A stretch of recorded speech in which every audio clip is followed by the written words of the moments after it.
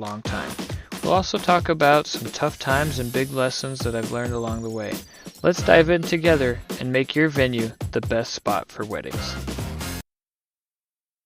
Hey everybody, welcome to another episode of the Venue Coach. Today's episode is coming fresh from some events that happened with a client as well as recently with us, and it seemed to correlate, so I thought I'd talk about it. And it is how to handle issues around a double booking or around two couples fighting for the same date and who had what and this, that, the other.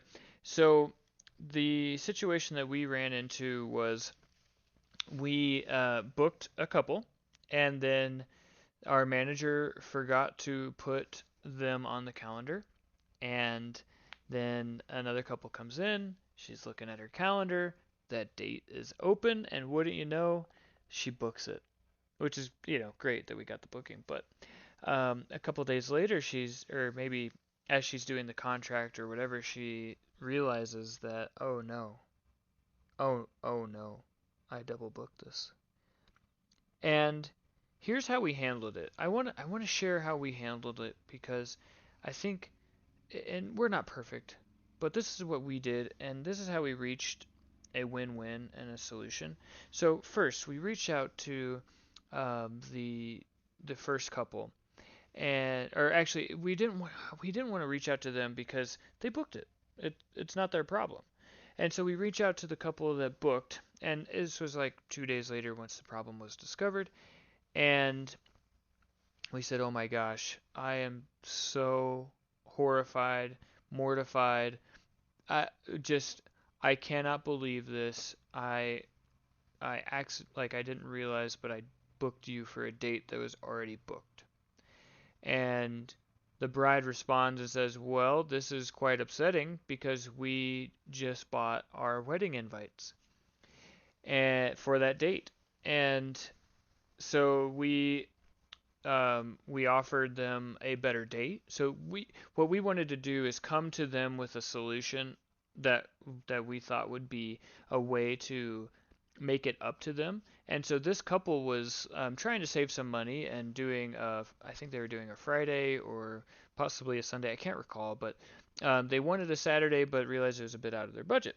So we still had a Saturday available in that time frame, and it's in the spring, so it's a prime time. So we said, "Hey, look, totally our fault, and we want to make this right. Here's what we're suggesting. We can move it to that Saturday that's still available, no extra charge. And by the way, we of course are going to pay for your invites."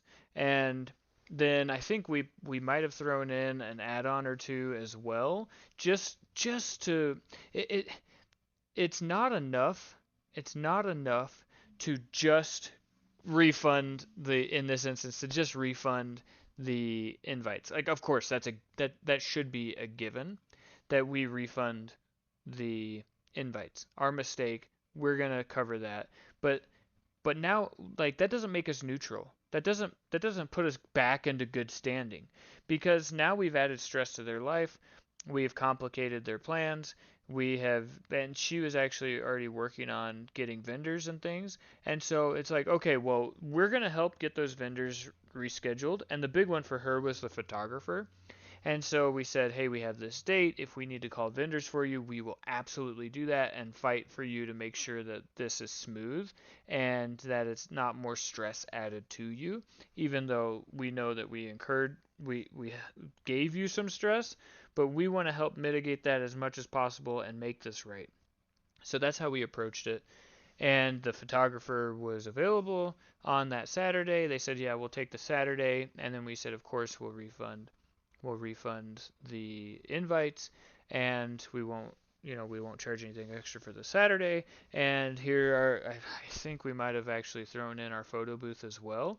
Like, "Hey, here's the photo booth. Like, we're just gonna keep doing this until you tell us to stop, because we want to make sure that you are taken care of." And so that's the approach that we took with this. Is we wanted to, and I really like Alex Hormozzi's analogy of this. He calls it the angry boat. And so there's only room for one person in the angry boat. It's either your client or it's you. So whoever is angriest, they get to be in the boat, and then the other party has to calm them down. And so you can't tell a client that they shouldn't be angry. They have to tell you to stop being angry. so it's important that we take swift action. So first we communicated immediately. We didn't let this fester. The longer you wait, the worse it gets. We came to them with a solution already in mind, knowing that there was going to be, some things that we just don't know. Like we didn't know that they had already got their invites. We didn't know that they had already booked their vendors, and especially the photographer. Like we didn't know that, but we were prepared to help and deal with that as needed for whatever it was that was going to arise. And so then, like I said, it wasn't enough for us to just refund, because that doesn't put us back to neutral. Like it's not back to where we were. We're still we're still degraded in their eyes. I think Disney said you have to have 37 magical moments to overcome one disaster. And so refunding the invites was just the first step to recovery. It's not that doesn't make them whole. That doesn't make it better, because it's still all this other crap.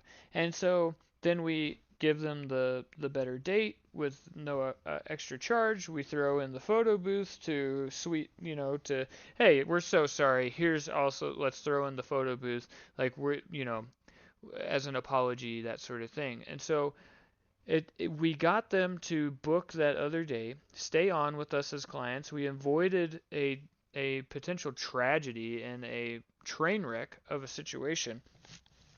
And that's the approach that we take. If we mess, and because we mess up, and so we approach them with speed, with solutions. We stay solution oriented. We take the blame. It's our fault.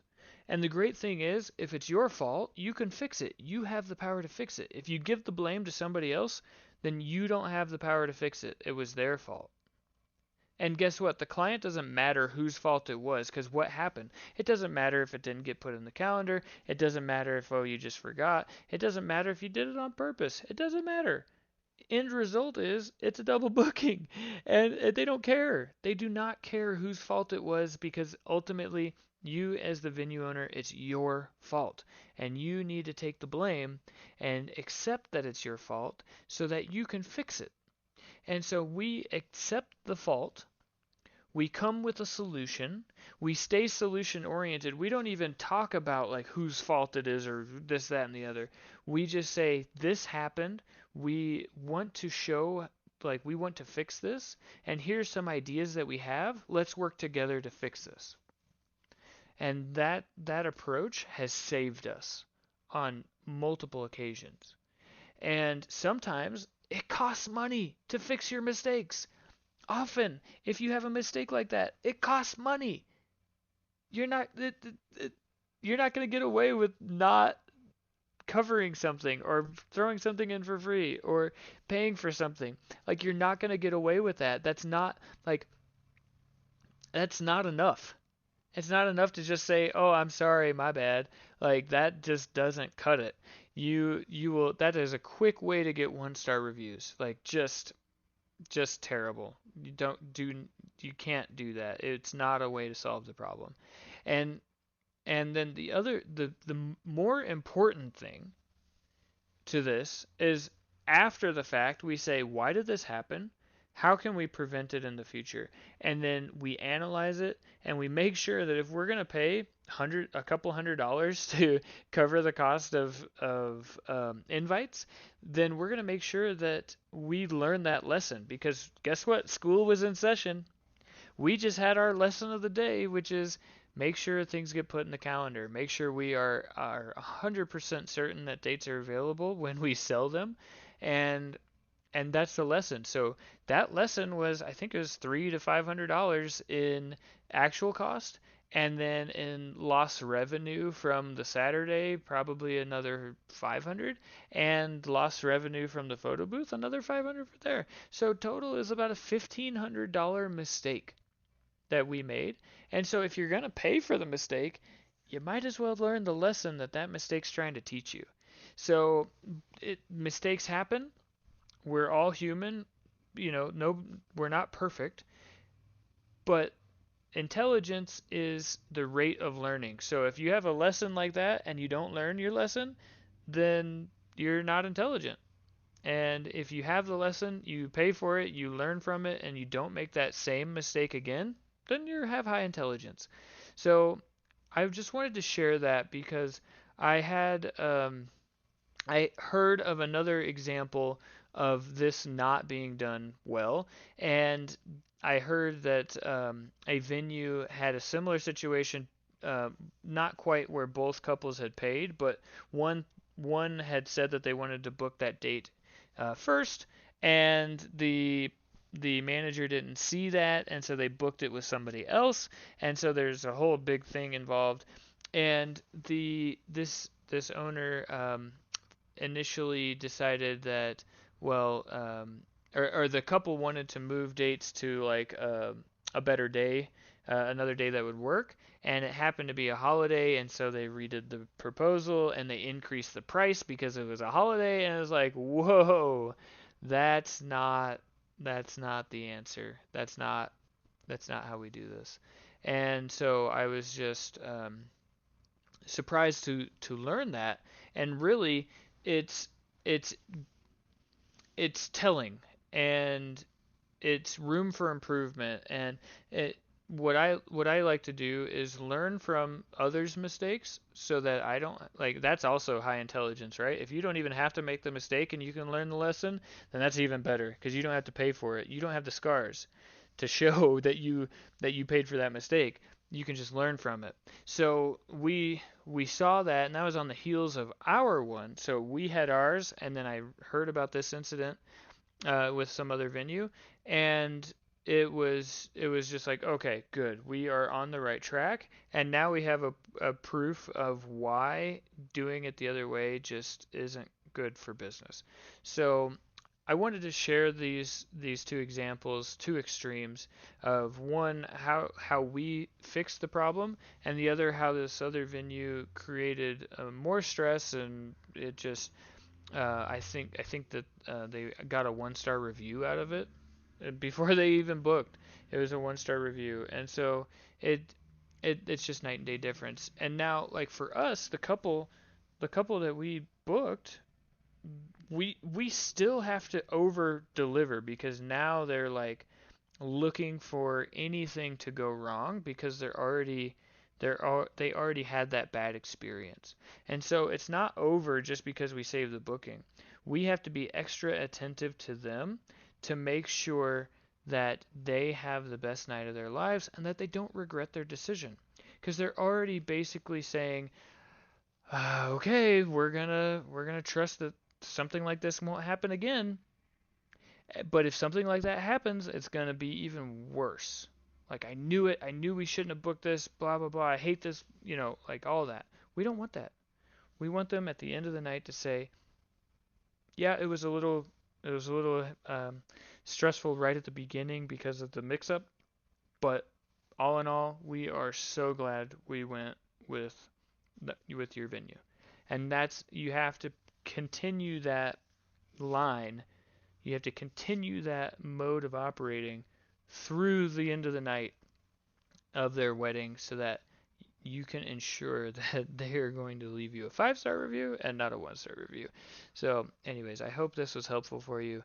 Please don't pay for the same mistake that I paid for. Learn from my mistake so that you can avoid the cost and the stress and the pain that comes from that, and and then you can avoid those situations altogether. So, anyways, I hope this was helpful for you. If it was, please subscribe. Stay tuned for the next one, and I'll see you there.